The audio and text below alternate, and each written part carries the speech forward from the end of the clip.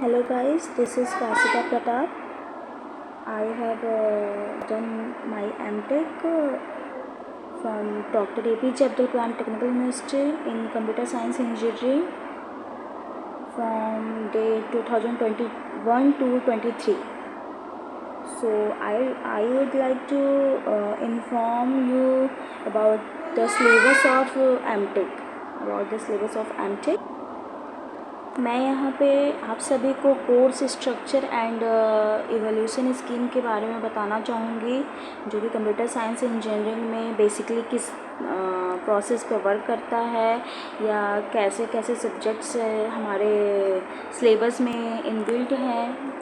तो सबसे पहले आते हैं हम सेमेस्टर 1। फर्स्ट सेमेस्टर में, जो कि जैसा हम जानते हैं कि हमारे पास कुछ इलेक्टिव सब्जेक्ट्स होते हैं, कुछ हमारे जो मैंडेटरी सब्जेक्ट्स होते हैं।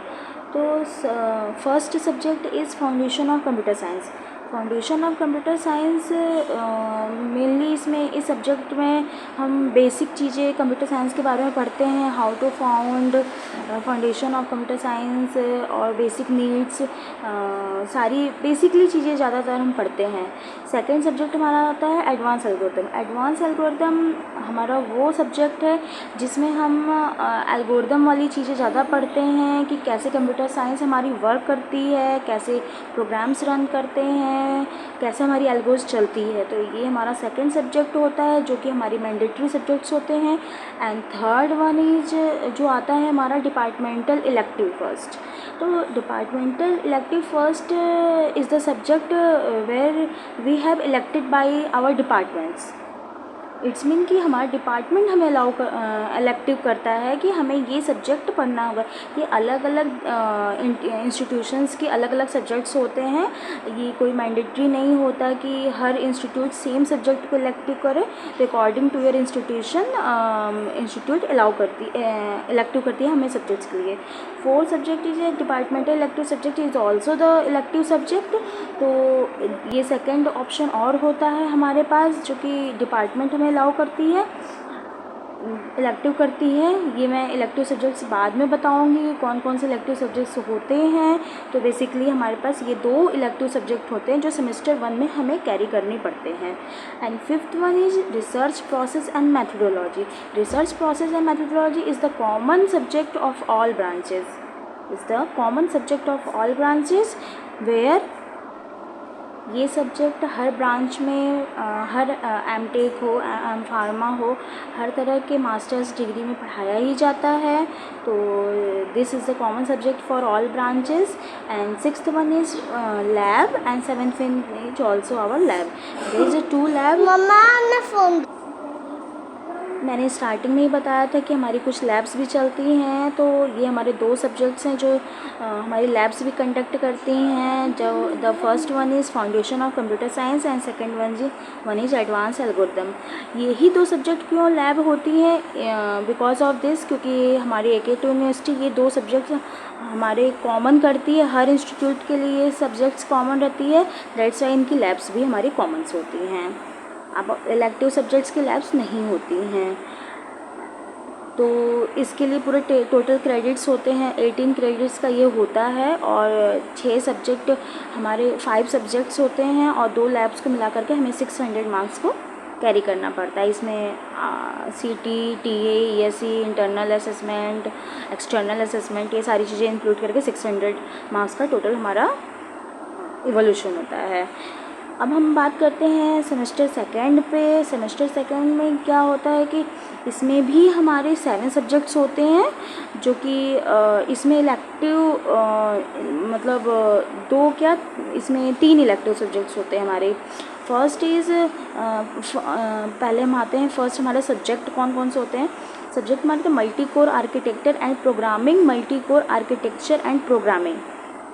तो इस सब्जेक्ट में मेनली बेसिकली हम आर्किटेक्चर के बारे में पढ़ते हैं, जो मल्टी कोर प्रोग्रामिंग्स होती हैं या जितनी भी प्रोग्रामें रन कर रही हैं वो सारी चीज़ें की आर्किटेक्चर के बारे में बात करते हैं।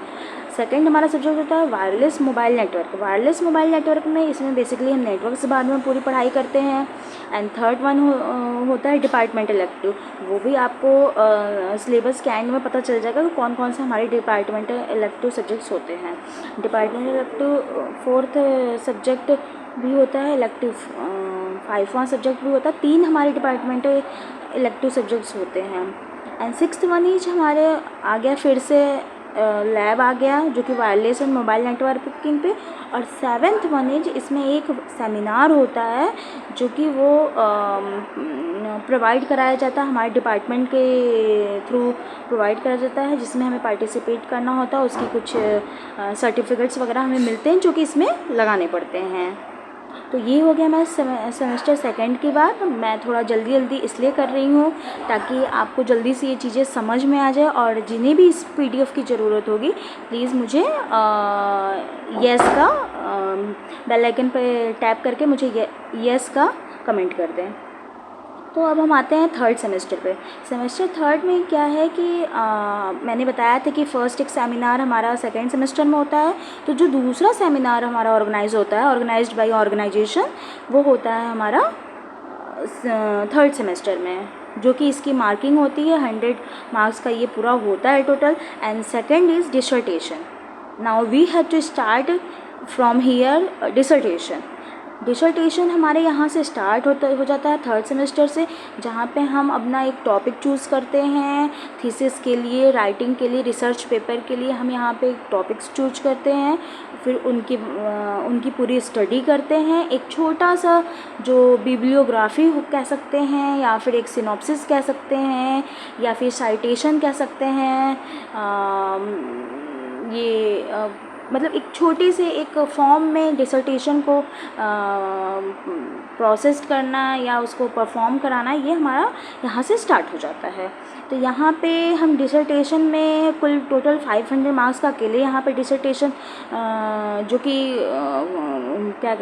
कॉलेज के थ्रू हमें मिलता है, पूरा 500 का मार्क्स का डिसर्टेशन यहाँ पे होता है, जिसमें हमारा बेसिकली क्या चल रहा है, कहाँ तक पहुँचा है, क्या प्रोसेस है, प्रोग्रामिंग हमारी कहाँ तक पहुँची, ये सारी चीज़ें इनबिल्ट रहती हैं।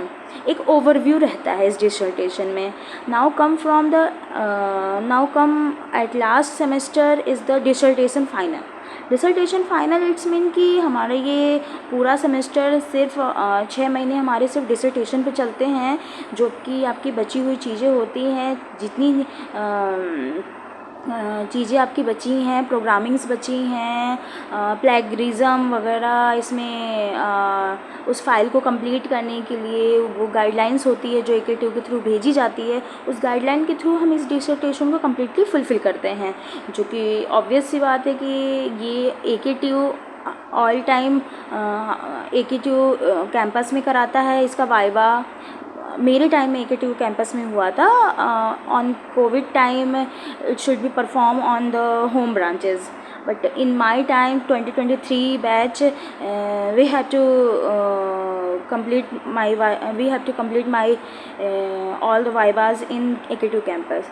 सो मैं इतना इस चीज़ को लाइटली नहीं लेने के लिए कहूँगी, इसलिए नहीं कहूँगी क्योंकि ये बहुत ही ज़्यादा प्रेशरफुल होता है, जिसको आप लोगों को बहुत अच्छे तरीके से करना होगा। बहुत बेसिक चीज़ें से स्टार्ट करनी होगी, बहुत हाइपर होके चीज़ों को नहीं सोचना है। सो आई थिंक जो बच्चे ज़्यादा हाइपर होते हैं, बहुत कम टाइम में बहुत ज़्यादा चीज़ें करने की कोशिश करते हैं, they lost. So I just say कि बहुत डोंट बी पैनिक, ये बहुत आराम से करने वाली चीज़ है और डिसर्टेशन आराम से हो जाता है। इसमें बहुत पैनिक होने की चीज़ें नहीं। हाँ, ब्लैक का ध्यान रखना होता है। तो वो सारी चीज़ें मैं आपको आने वाले वीडियोज़ में बताऊंगी कि कैसे कैसे मैंने अपना थीसिस कंप्लीट किया, क्या मैंने रिसर्च पेपर पब्लिश किए हैं, और वो सब मैं अपलोड भी करूँगी। लेकिन प्लीज़ इसके लिए पहले मुझे सब्सक्राइब करें और चैनल को आगे बढ़ाएं। फिर ये कुछ सब्जेक्ट्स हैं मैं यहाँ पे आपको शो कर रही हूँ, जो कि डिपार्टमेंट इलेक्टिव सब्जेक्ट्स में मैं आपको दिखा रही हूँ कि सेमेस्टर फर्स्ट हो गया, सेमेस्टर सेकंड हो गया, सेमेस्टर थर्ड हो गया। सेमेस्टर फर्स्ट हो गया, semester second, third and fourth. तो ये सारी चीज़ें हैं जो कि आप सभी को